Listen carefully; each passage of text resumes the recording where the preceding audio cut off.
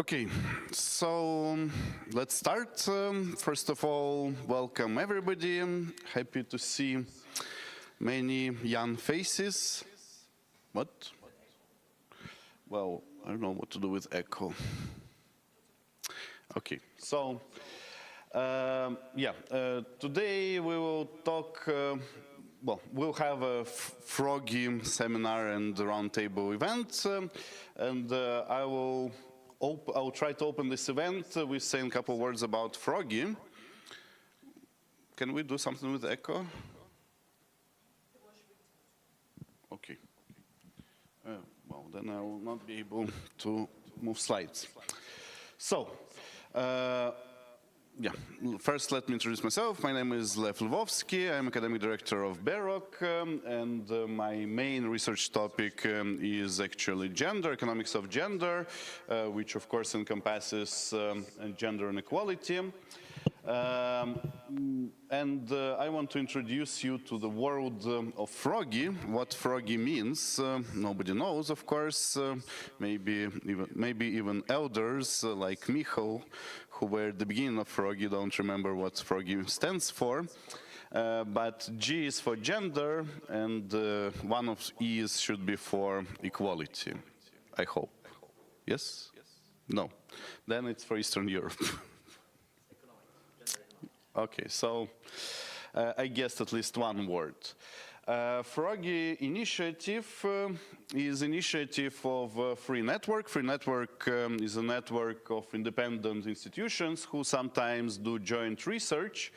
And Froggy is a special project supported by Swedish Development Agency that helps people from all these institutions to conduct research on gender and gender equality. So it includes our colleagues from Sweden, BEROC from Belarus, Biceps from Latvia, Sinea from Poland, ISET from Georgia, and Kyiv School of Economics from Ukraine.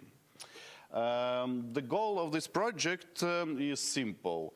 Nowadays, it's very common to think about gender issues, to think about gender equality. There are lots of discussions, lots of policies, but large part of these discussions, unfortunately, is more or less opinion-based. What we wanted with this project is try to bring more facts to this discussion, to make public dialogue more informed and fact-based, and to bring better policies as a result of this research and fact-based dialogue. So what we do, well, we conduct conferences on specific issues, like the last conference, the last was in Georgia, before that was in Warsaw about gender equality in academia. We do workshops and provide expertise, the main product that we produce is called Free Policy Briefs, or Froggy Briefs. Each Froggy Brief takes one particular topic and discusses what we know from research about this question, and then hopefully every country from our network writes a country-specific part, what happens about this particular problem, this aspect, in each respective country. So we started this series with analysis of parentalist policies, which policies actually work and which policies are employed to try to boost fertility in developed world. We wrote about many topics after that, why women are underrepresented in politics, what happens with women in academia, and even if there is role of gender policies and gender equality policies in reconstruction of Ukraine, which already started now, but of course the main part will be after the war will be over. Yeah, so because I don't know how to create QR codes, you can just follow this link. It's easy to find with free policy briefs Froggy. And if you're interested in this topic, I highly recommend these policy briefs as an introduction to particular topics, as place to start your research on something related to gender equality that you are interested in. So with this, I will actually finish and give word to our first presenter, Michał Mik from Sinea.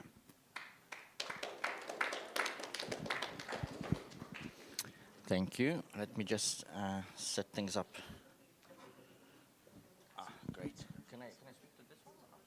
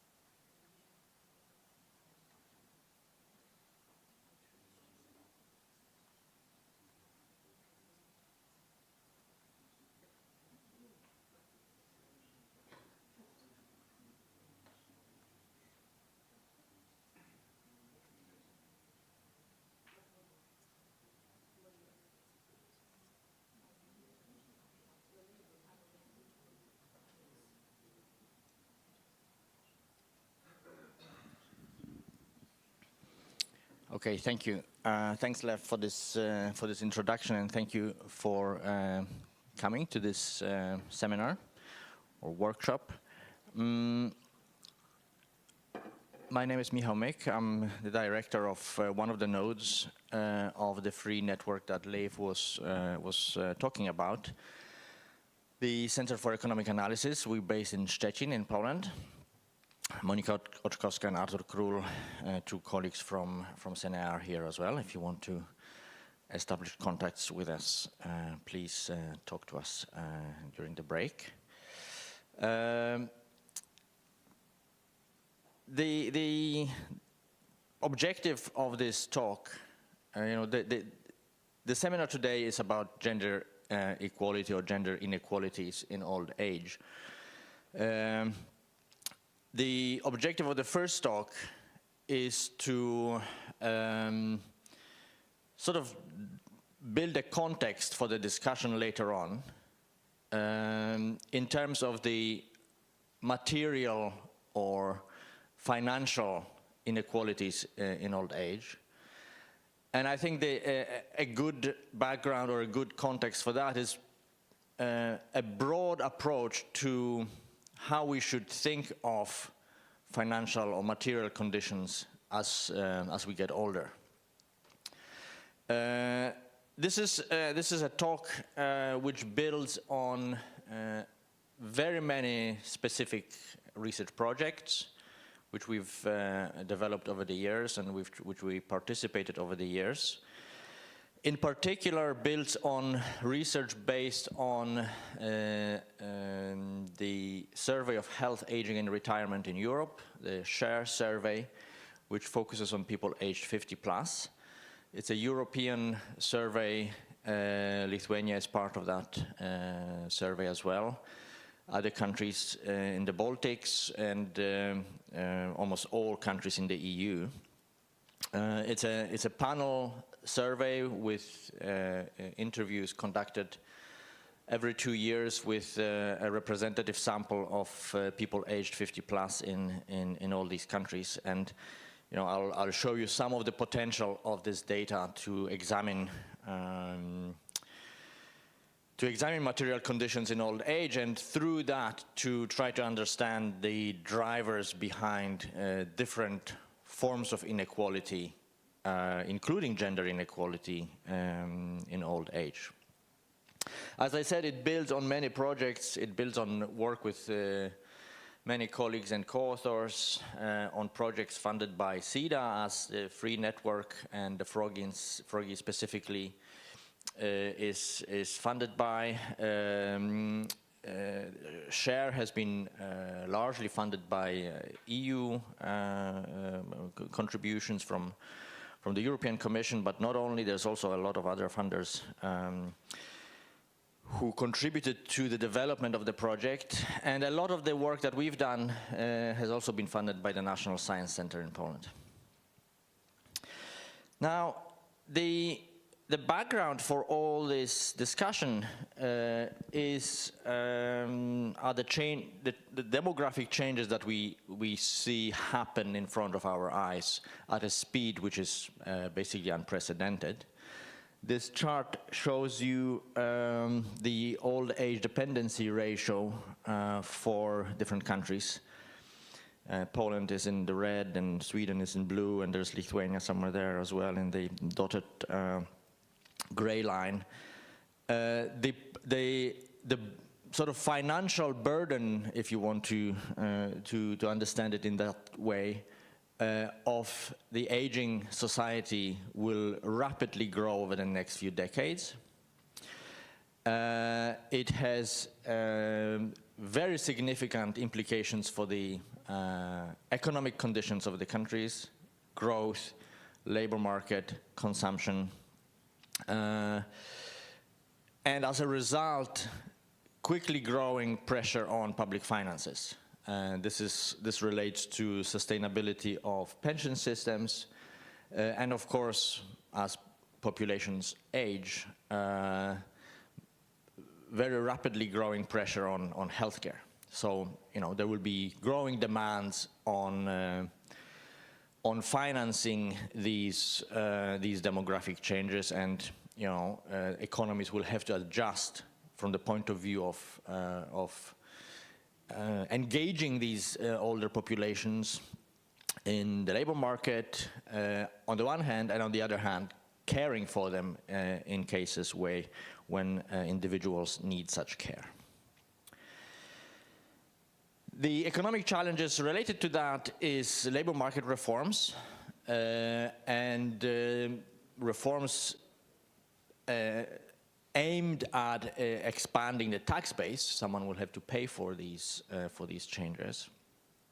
We'll need to rethink the tax system to fit it better in terms of long-term growth. There will be challenges related to the welfare system. People, older people will need adequate support in terms of both in cash and in-kind support. And then, of course, we will need a sort of consensus building for a effective and fair policy mix with regard to income transfers, in-kind support, and support through public services. And in all that, to address all these challenges, we really need to understand what the role of material conditions is across our lives, but in particular in old age.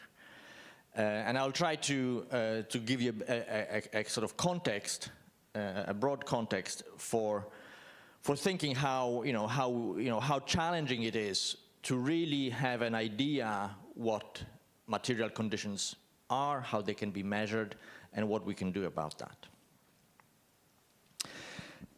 When we're thinking of policy, there may be different policy objectives for the government or for some pressure groups and so on. In the end, what we want is, if we simplify it, is we want people to be happy, right?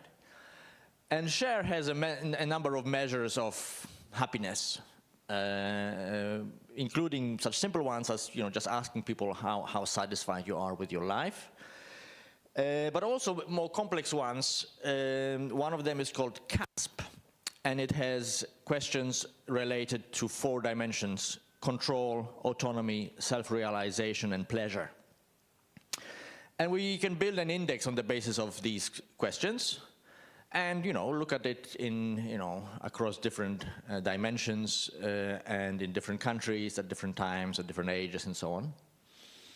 So that's what we did. We computed this CASP index, and what you see in this chart is a comparison of the index compared to Germany. Okay, so these bars show you how lower or how much lower or how much higher the average index in different countries is compared to Germany. And we only control here for gender and age. Okay, so this is a very simple, basically showing you how the countries differ in terms of, you might call it well-being or satisfaction and happiness compared to Germany. Okay, without any controls for other conditions in these countries. And then we can add controls to these regressions to try to understand what's behind these differences. So when we, for example, add things like demographics, employment, cognitive abilities, health, you can see that some of these differences get smaller.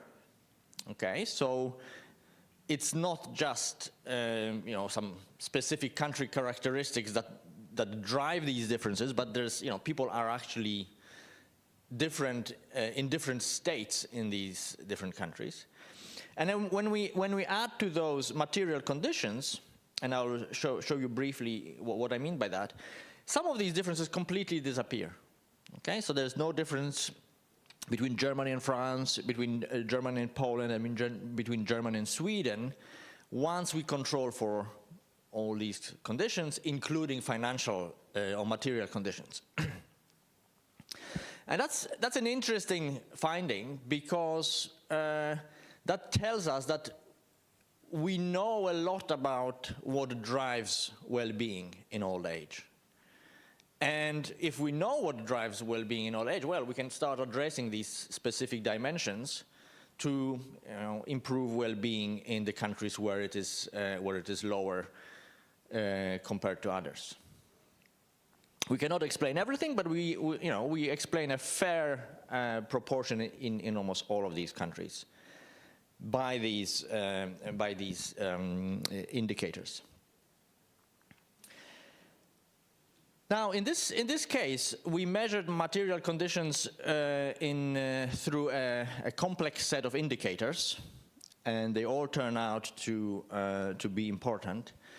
I will talk later on about some of those, but people were asked if they have difficulties with making ends meet, if they cannot afford a large unexpected expense, if they need to save on heating, if they postponed doctor visits due to costs, postponed a dentist visit due to cost, and if they are owners of homes or flats.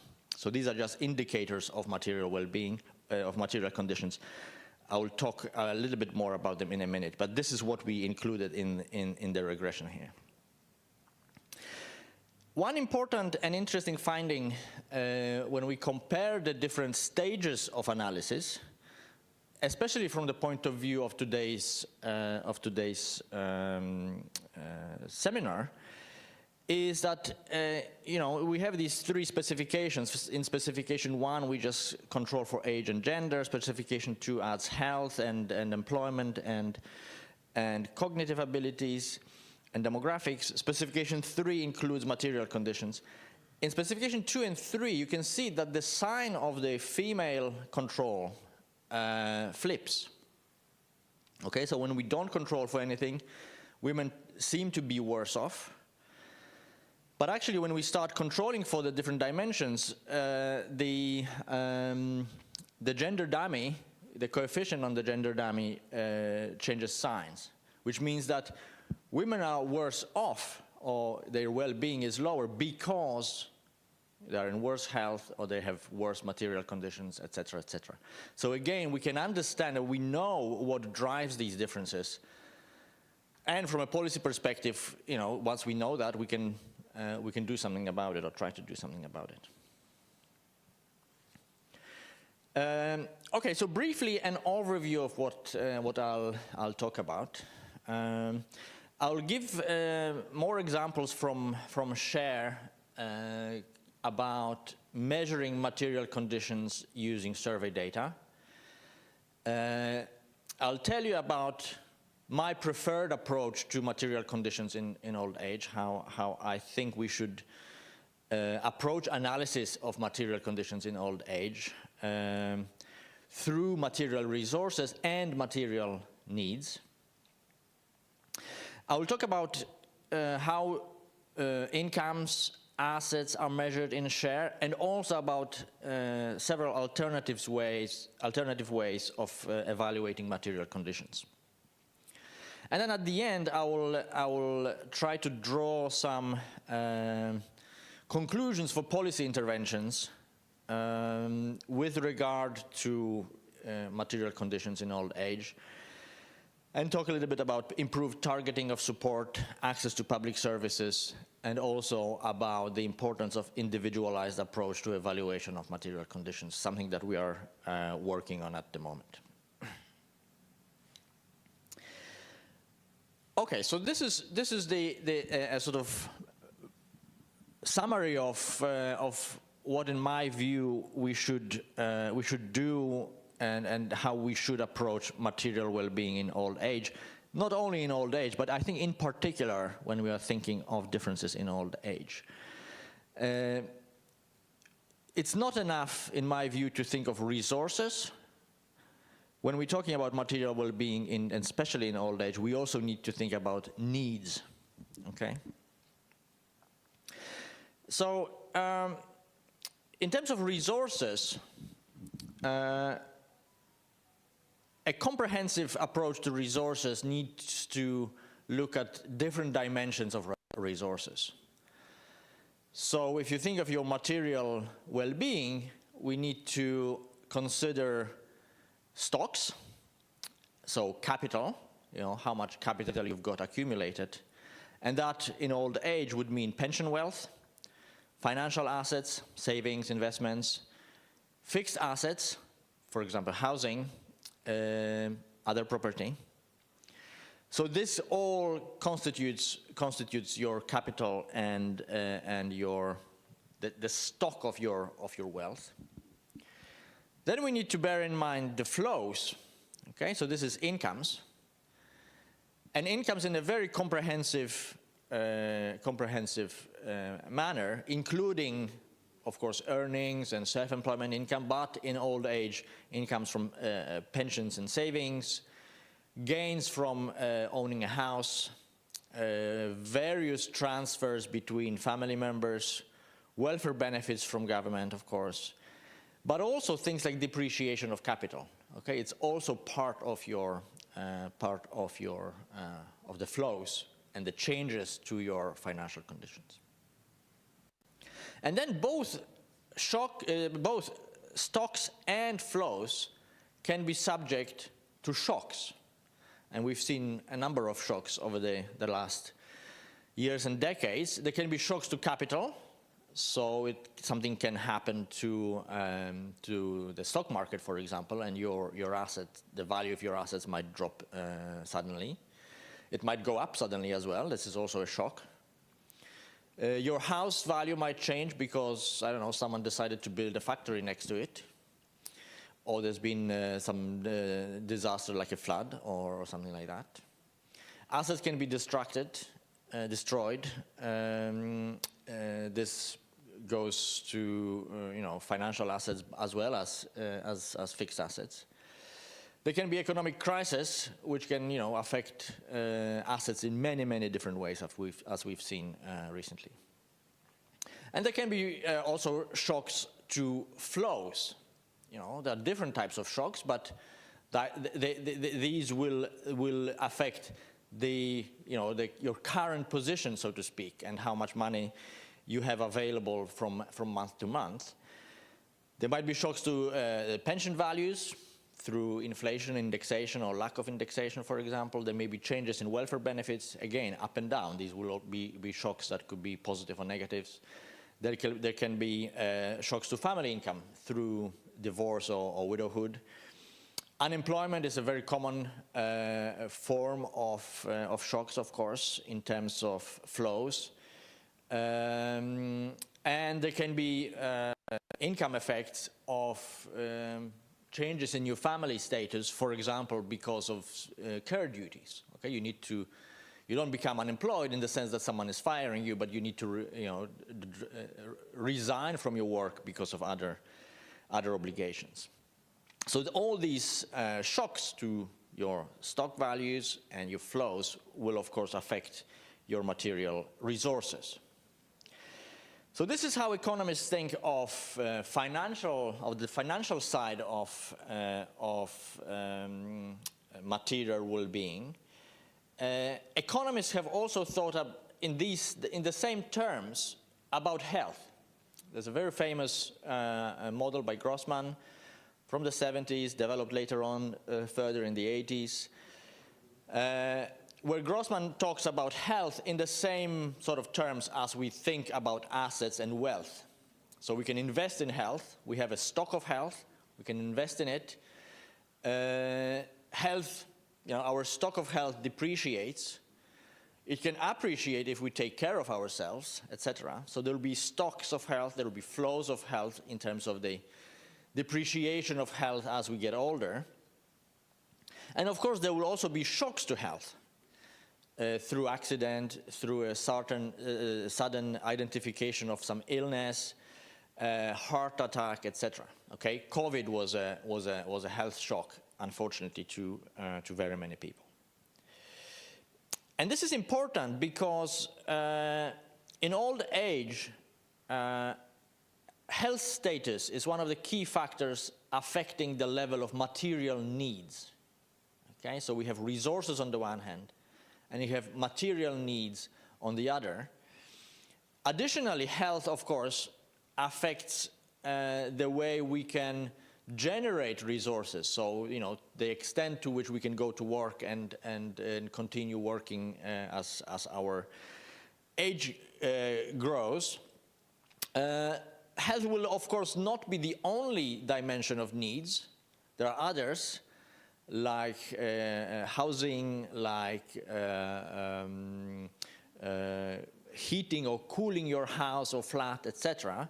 But I think especially for individuals in old age, health is a really crucial dimension of material needs. So we have these two dimensions, resources and needs, which build up the overall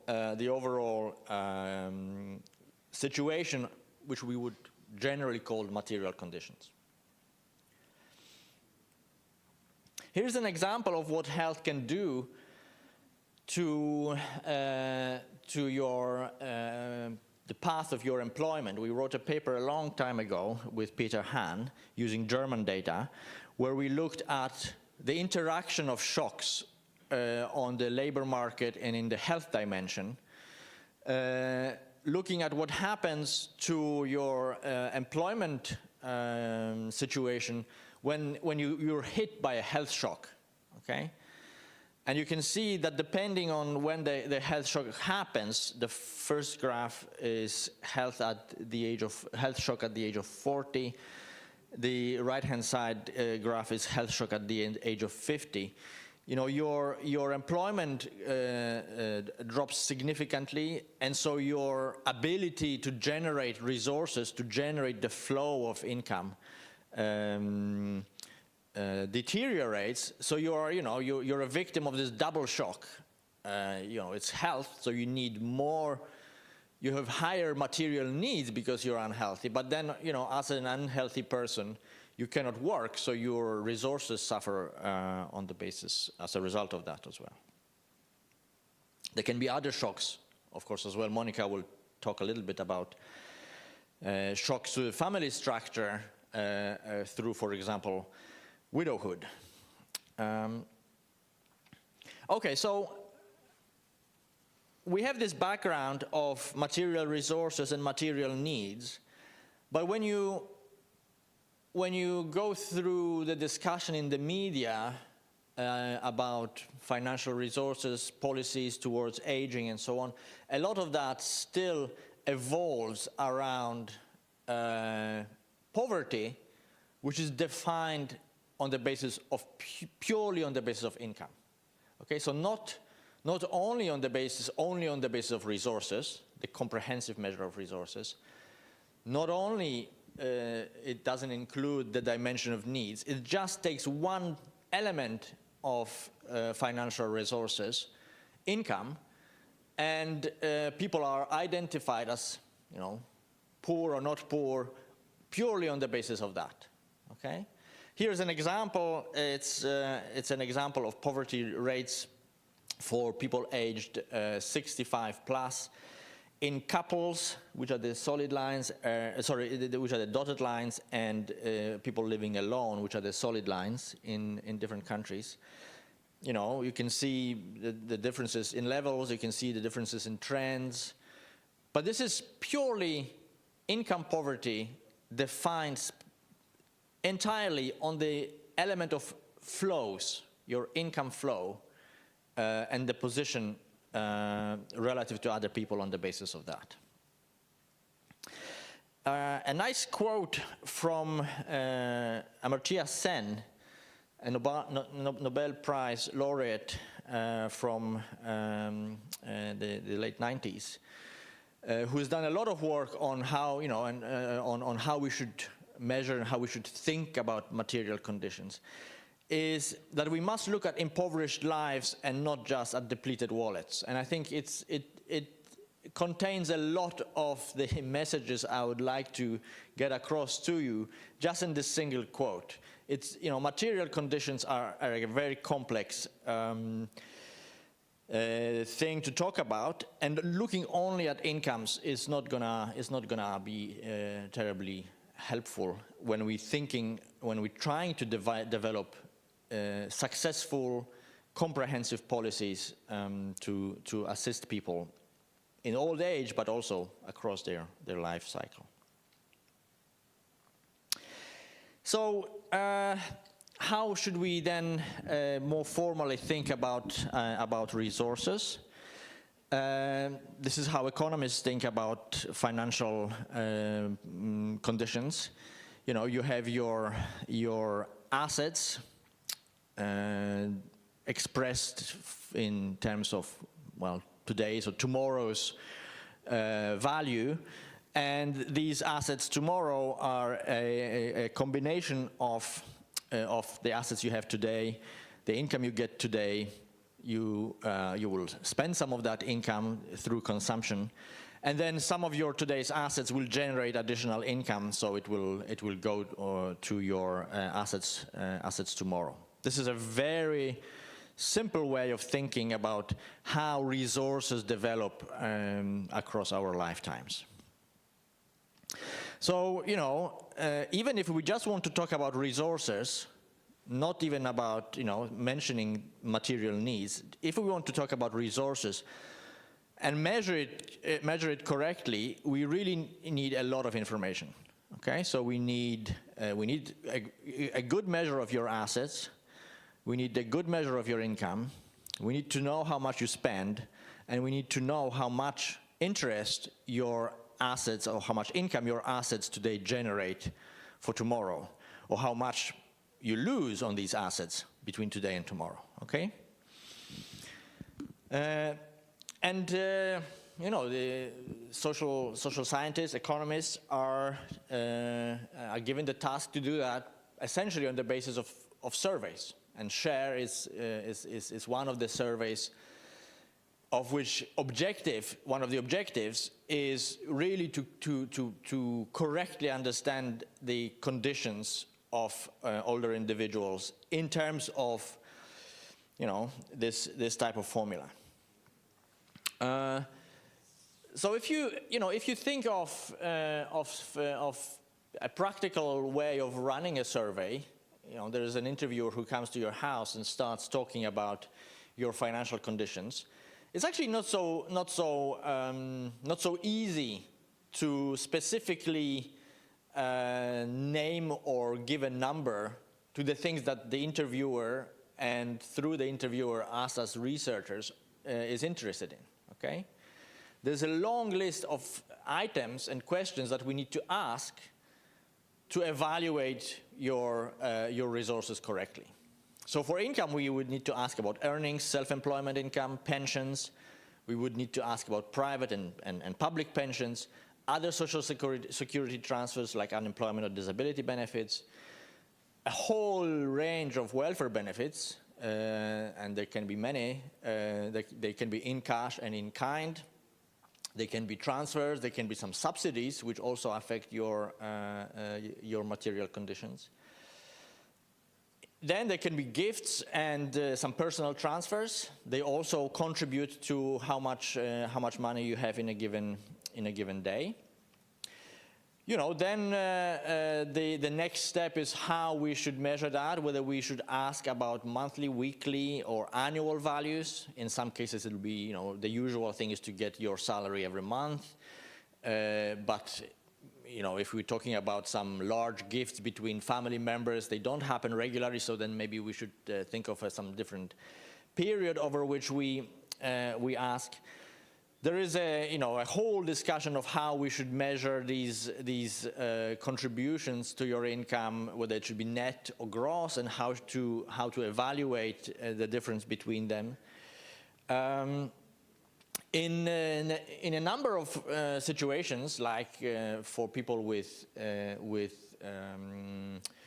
self-employment income, farmers, you know, income is not regular, so, you know, there needs to be specific procedures to try to capture as precisely as possible the value of income that people have at their disposal. SHARE has also developed a sort of catch-all question, you know, just to sort of summarize the average value of your income. So we would ask respondents how much was the overall income after tax that your entire household had in an average month. Okay, so that tries to sort of smooth all these difficulties that we might have with all the other itemized elements. So this is income, but then we come to wealth, and wealth is even more complicated. Okay, so, you know, some people wouldn't necessarily even know how much wealth they have, and, you know, so here comes an interviewer, and we need to know precisely how much wealth you have to, you know, to fit into this formula I showed you earlier. So we need information about housing. And, you know, people might know how expensive their house was when they bought it, but 10 years later, not necessarily, you know, and what we want is the current value of their house, not what it was 10 years ago when they bought it. We would need to know information about their mortgage, because some people buy the house, but then need to, they accumulate a specific type of debt which they need to pay, so their net position is different. They might have other properties, some, you know, plot of land, or some plot of with forest, or a little summer house, or a boat, or a car. All these things, right? They all constitute element of your wealth. Then, of course, we need to go through all the financial assets: stocks, bonds, company ownership. You know, if you own a company, how do we evaluate the value of this company? It's not at all easy. We then need to ask about savings in specific types of different types of accounts. We would need to know, or we would want to know, people's pension wealth. You know, we all, through our lives, accumulate pensions and our pension wealth. And then, of course, we have other assets. We have some paintings on the wall and some jewelry. You know, all this constitutes your wealth. The A in the formula, all of this, you know, is an element of that. So that's just a list of things that your household might have. But then comes the next question and the next level of difficulty: who owns what? Okay. Of course, it might, you know, things might belong to a specific individual in the household, or to the entire family, or to the entire household. And it's not at all easy to define or to identify, you know, who owns which part of what asset. Okay? Is that my car or is it, someone else's car in the household? And then, so we have that list of stocks, so to speak, of capital. The next question, of course, is, okay, so once we have those, what's the income that they generate? And the income all of these generate is the change in their value, right? So it's what happened to the value of your house between last month and today. It's what happened to your savings. It's what happened to your stocks, etc. The value of your car and the value of your boat or the value of your jewelry will also be changing from month to month. So it's becoming a really complex exercise. So, for example, just to give you a feeling of how strongly assets might affect your financial position. This is an example of 3 households, A, B, C, and they all have the same income. They all get 60,000 euro per year in terms of their income. However, household A has got some savings in the bank, and these savings generate 15,000 a year. Okay. They don't own a flat, so they need to pay rent. So once we account for that, and if we look at after housing income that this household has, we end up with 51,000. Okay. Household B doesn't have savings in the bank because this person decided to buy a flat. So she has a flat which is also worth 300,000, and that flat is appreciating from one year to the other. It gets more and more expensive. So again, it generates some income of, let's say, 15,000, like this savings in the bank. But because this person already has a flat, she doesn't have to pay rent. Okay, so rent is 0. So her income is actually 75,000. Now, there's a third person, and that person doesn't have any savings and doesn't have a flat. Okay, so this person not only doesn't get any income from assets, but also still needs to pay rent because they need to live somewhere. Let's say it's the same value, 24,000. So their income after housing is 36,000. So even though these 3 people have the same income, so when we go and ask them how much money did you get last year, they would all tell us 60,000. Because of their asset position, their financial resources are very, very different. Okay, and this is a simple example. This is the simplest possible example you can think of. And of course, once we add to that different household composition and so on, it gets more complicated.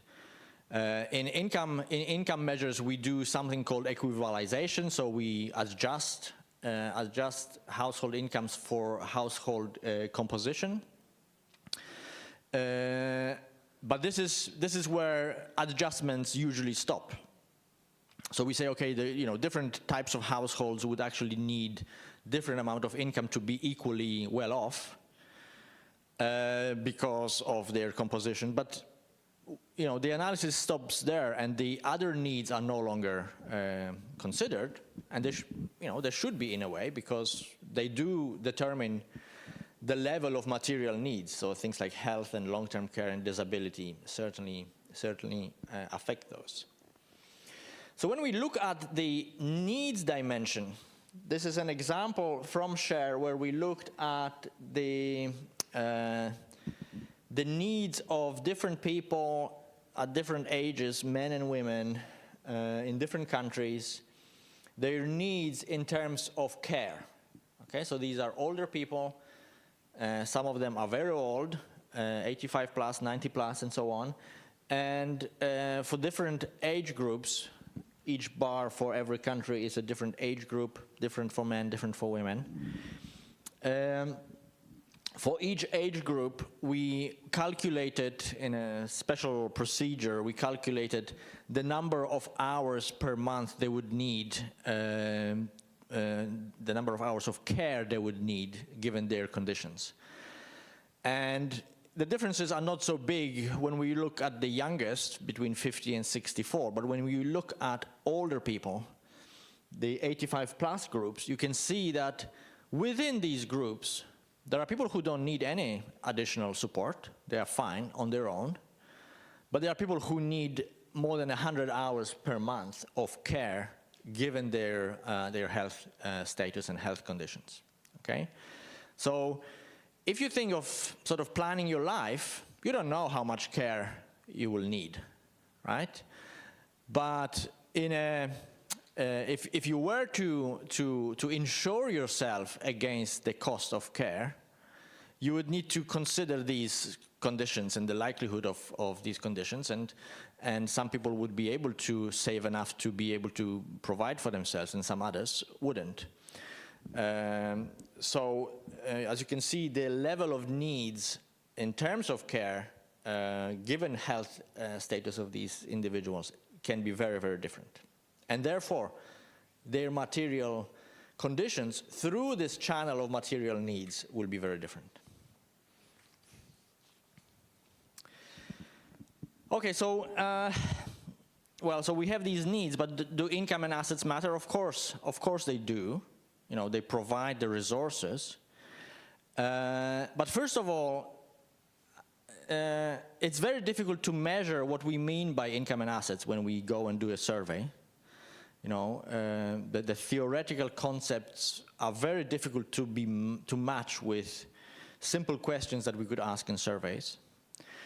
There are many measurement errors and issues related to reporting. People just don't know how much their house is valued, and you know, or they want to tell you, for example. So in the end, these measures, incomes and assets, may actually be rather poor measures of, you know, of material conditions between people, as well as over time for the same people. Okay, so when we ask the same questions, people can actually give you the same answers, but the material conditions can be very different because their needs changed.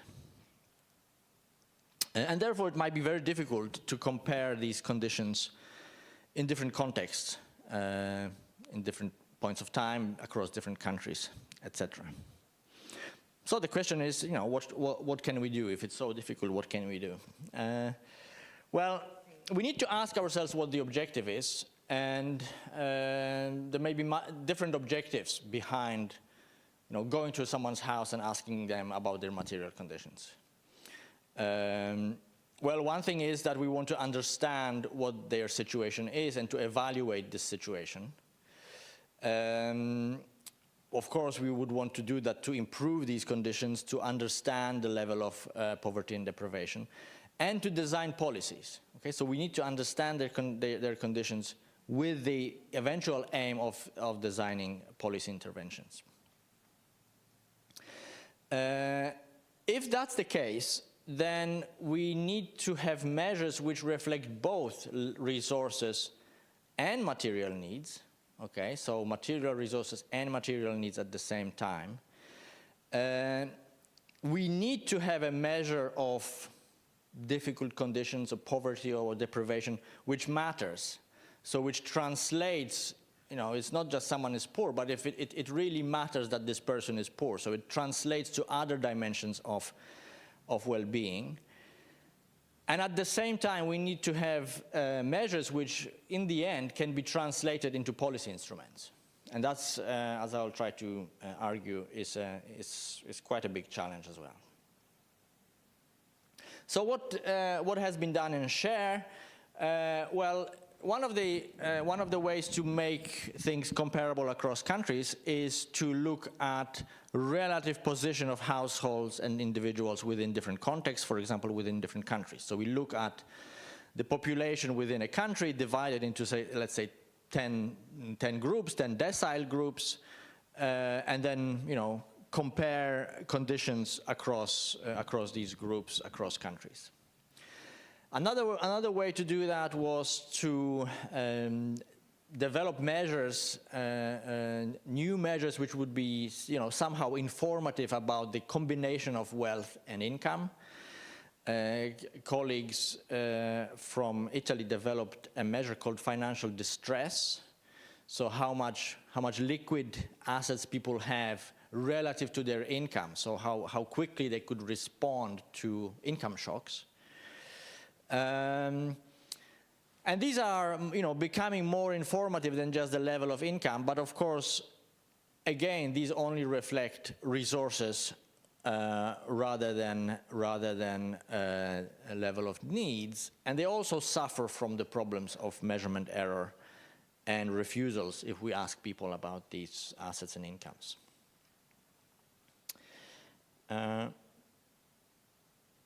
So then, a number of other questions and approaches have been developed in SHARE and in other surveys to approximate or capture the combination of resources and needs.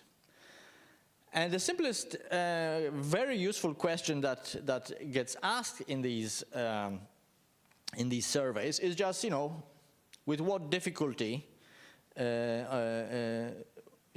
how easy or with what level of difficulty would your household be able to make ends meet? Thinking of your household's total monthly income, would you say that your household is able to make ends meet with great difficulty, with some difficulty, fairly easily? Okay, very straightforward question. How in some sense, how are you doing financially? Okay. Then there are questions related to financial problems like debts or payments with regular bills. These are also usually reflections of people's difficulties with their material resources. So we would ask about debts on cars and credit cards, loans, debts to relatives, student loans, etc., etc.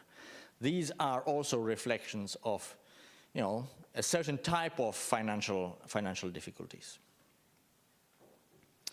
And we did some analysis using these questions and comparing them to income. We do collect income information. We have these other measures as well. And you can see on the left-hand side that there is some correlation between income poverty and making ends meet and difficulties in making ends meet. But for example, for the Czech Republic, Italy, and Spain, we have the same level of subjective poverty, difficulties with making ends meet, but very different levels of income poverty. Okay, so they are not they are certainly not the same. On the right-hand side, you see a chart of the overall proportion of people who are either in income poverty or declare difficulties with making ends meet. Some of them have one but don't have the other, and only those in dark orange, have both. Okay, that's where the two overlap. So certainly we, with these two ideas, with these two approaches, we measure different things, and we label people as poor or not poor very differently. Then the question is, okay, so which of these two measures are actually relevant, okay, to understand people's position?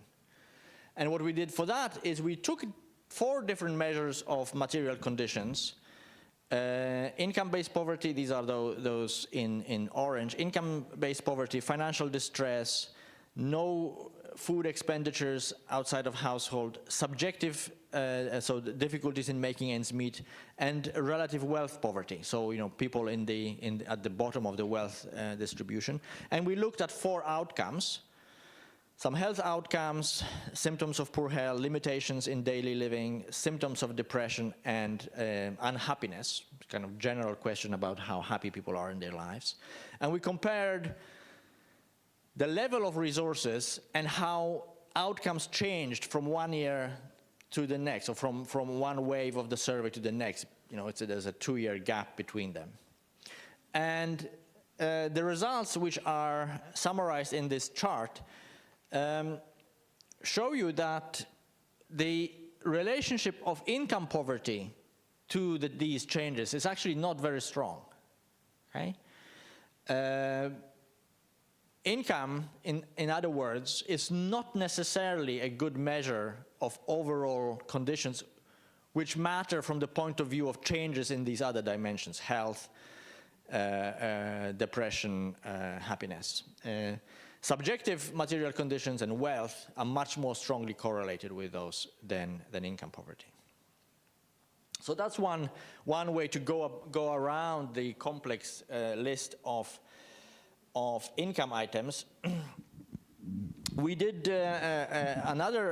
we conducted another part of the survey a few years ago, where we developed a more comprehensive measure of these sort of subjective declaration of material conditions, where we tried to develop what we called material and social deprivation indices. Okay, so we asked a lot of questions about things like affordability of food, affordability of shoes and clothing, ability to afford glasses, dentist visit. We had questions about local quality of local conditions, like vandalism or support in the local community. We had access to services which could be relevant for older people, etc. And then we combined this information into indices. Here is just simple correlations for different countries between making ends meet on the horizontal axis and some of these indicators, ability to pay for groceries, for holiday, and for heating. You know, they are correlated, but interestingly and importantly from the point of view of building an index, they are correlated in slightly different ways. So we'll be capturing different things with different dimensions. And we then, you know, together with some colleagues who were involved in the SHARE project, we developed indices which were, you know, essentially accumulating all this information that we got on these items into a specific indicator. You can just add them up. You can apply some weights to those items.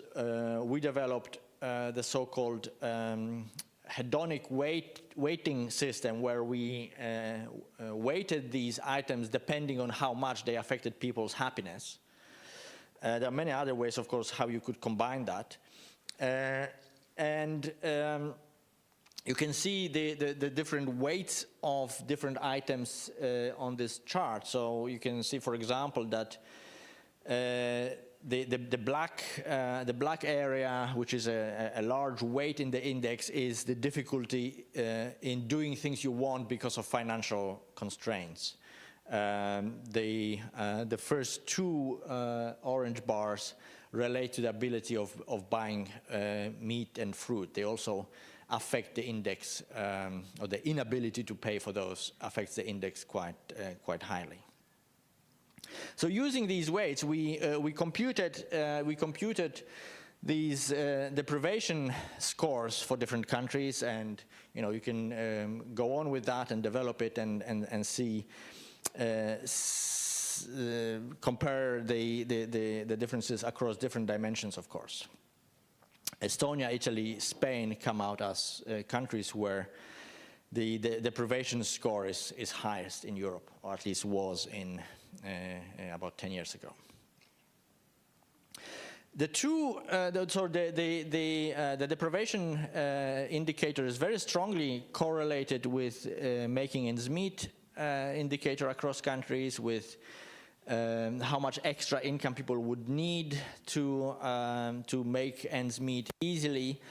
But again, on the furthest chart on the right, you can see that the correlation of this index with income, you know, it's still, you know, it's the difficulties are lower, deprivation is lower if your income is higher.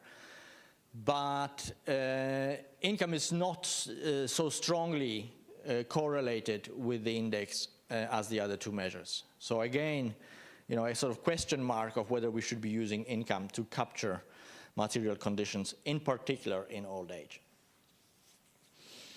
And some more detailed analysis. We looked at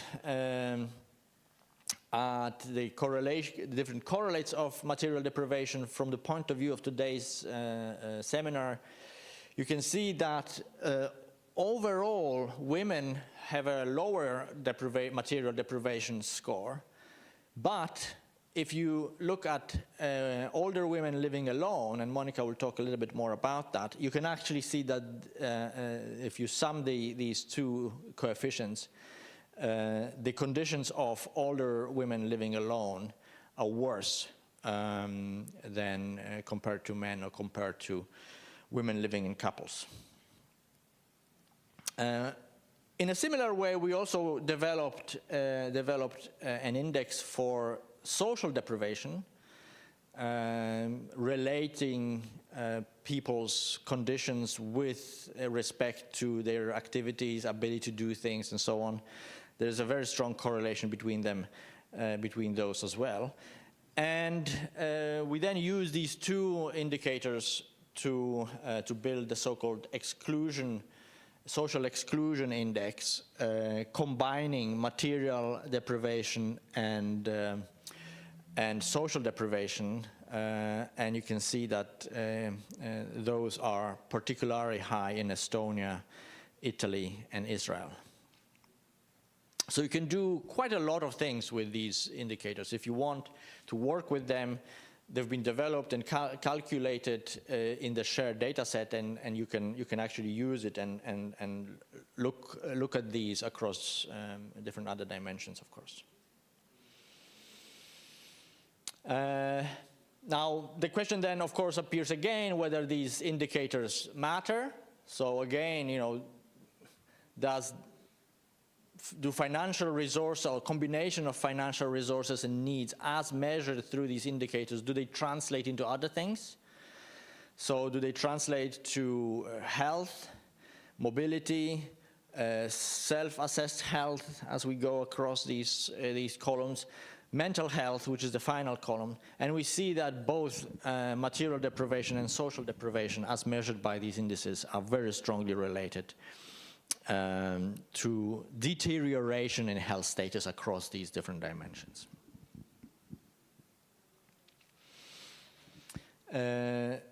Other dimensions like social isolation and loneliness, material conditions as measured, for example, by the material deprivation index, are also correlated both with the level of loneliness and with deterioration in terms of loneliness. Loneliness being recently identified as a very significant challenge from the point of view of the demographic changes and the challenges ahead of us in the next few decades. So. I guess it's fair to say that material conditions matter for well-being in old age. That's a safe conclusion. Measuring material resources, if we are just thinking about income and wealth, and doing it correctly is complex, and it is difficult to carry out in surveys. We need a long list of questions and people patient enough to actually give us the answers. Material needs are critical, in my view, for evaluation of material conditions, especially in old age. We can have different adjustments for needs, but it's very difficult to account for material needs in a kind of comprehensive way, accounting for many different dimensions of needs. These alternative measures are actually quite good in capturing the combination of resources and needs. We have the self-assessed overall material conditions measure, we have affordability items, we have aggregate measures of deprivations, and questions concerning how much extra money you would need to fare better. They tend to reflect quite well and correlate quite strongly with the outcomes that matter and reflect the needs quite nicely. However, if we think of policy design, these measures related to self-declared conditions are not very useful. You cannot go around and ask people, do you have difficulties with making ends meet, and then ask, so how much money extra you would need, and then give people all this money that they would need. That's not a policy that we could think of. So we still need, in the end, if we are thinking of designing policies, we do need good information and policies based on incomes and assets. So there's an important challenge, because we could provide develop policies which increase income or improve people's assets directly, or we could design policies to address their needs and improve their material conditions from the perspective of needs. Okay, so it's there are different ways to do it. On the other hand, we still know very little about what's happening within the household. So we measure all these information usually at the level of the household, and that might not be enough to design effective policies. So I think we need to better understand the relationship between these objective measures, between needs and between subjective material conditions. And we then, we still need to do work on improving targeting of supportive policies. And we need more work combining the role of individual resources and in-kind public policies. So, policies that affect material conditions from the perspective of needs and not necessarily from the perspective of resources. And we've been working on a few projects recently with Monica and with other colleagues to look at those. I'm not going to go into details because of time, but we basically try to combine the individual data from SHARE with indicators of quality, regional quality of life. So we matched the data with regional statistics and try to identify how important these regional quality indicators, how important they are for people's well-being, and if we can do something about it. These are just different dimensions: income tax per capita, access to piped water, values of overall index that we calculated on the basis of 30 items, etc. You can see that there's quite a lot of variation in Poland in terms of regional quality of life, and that of course matters for individual well-being. We did some analysis using the CASP measure that I mentioned earlier, using life satisfaction, and we find that there is in fact an interesting relationship between well-being in old age and income in relation with these regional indicators. So there is, we still need to understand better how particular dimensions of these indicators affect people's well-being, but there's certainly something there to explore later in the data and in research. The second piece of work that we're working on, piece of research that we're working on, is on trying to go deeper into the household and identify who captures more resources that the household has for his or her needs. This is very strongly related to today's topic, because it's about gender inequality and the power balance within the household among people who live together in the same household and for whom we only have one measure of income or resources. Okay? We know that resources are not shared equally, and understanding what matters for that is interesting and is very challenging. There's been a lot of work in economics trying to address those questions.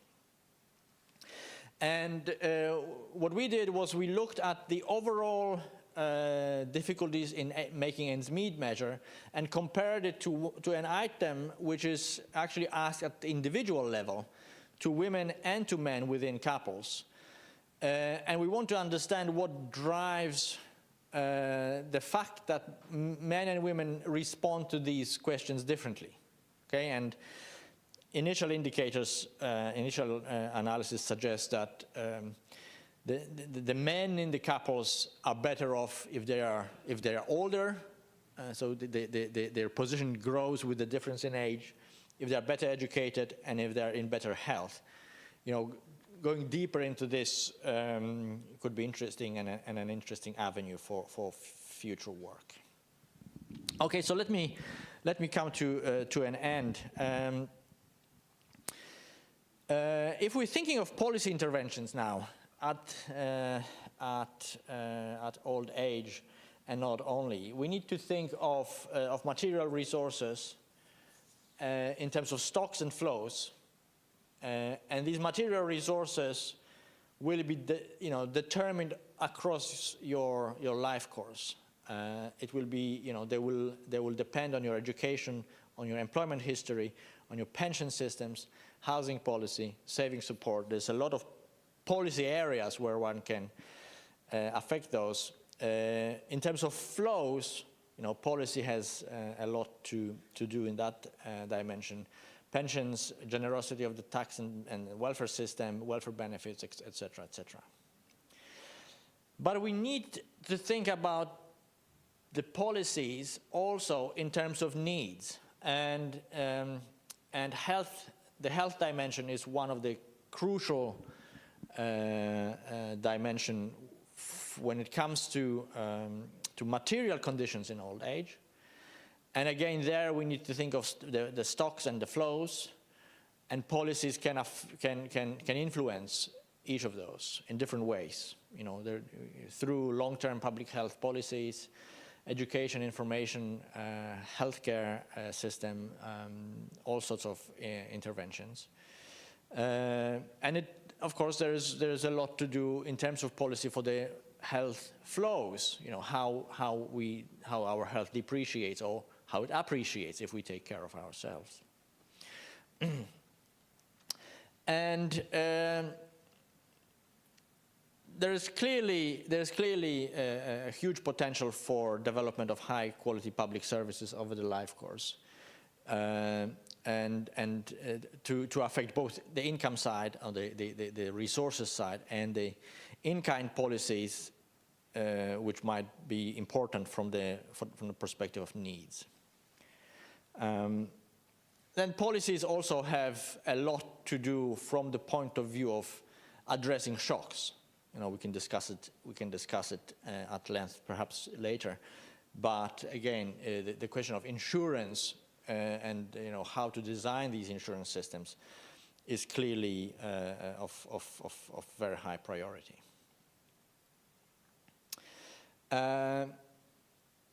So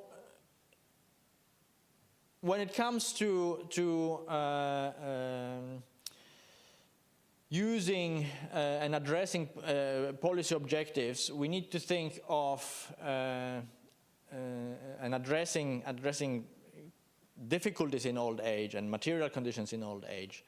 We need to remember about the different objectives. So we need to remember about measurement and trying to understand what's happening, and remember that different dimensions will need different policy instruments. So it's from the point of measurement and understanding of the conditions, the use of subjective or self-declared conditions is actually very good, and it tells us a lot of details of what people do. But we cannot use these measures for policy interventions. So in the end, we will need to think of interventions either along the lines of income transfers or through public policies. But we really need to think of policies from the perspective of resources and of needs. Importantly, there are complementarities between these local conditions and individual resources, something that we've recently researched. From the point of these two dimensions, resources and needs, equal access to high quality public services seems crucial.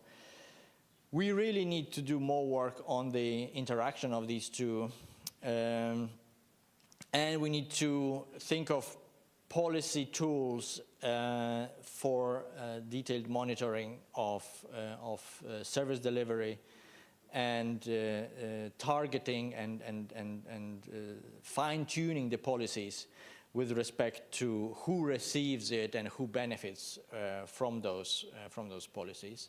One way, again relating to the topic of the seminar today, one way of doing that is through the so-called gender budgeting, and we could discuss that again in the sessions later on. Thank you. That's it.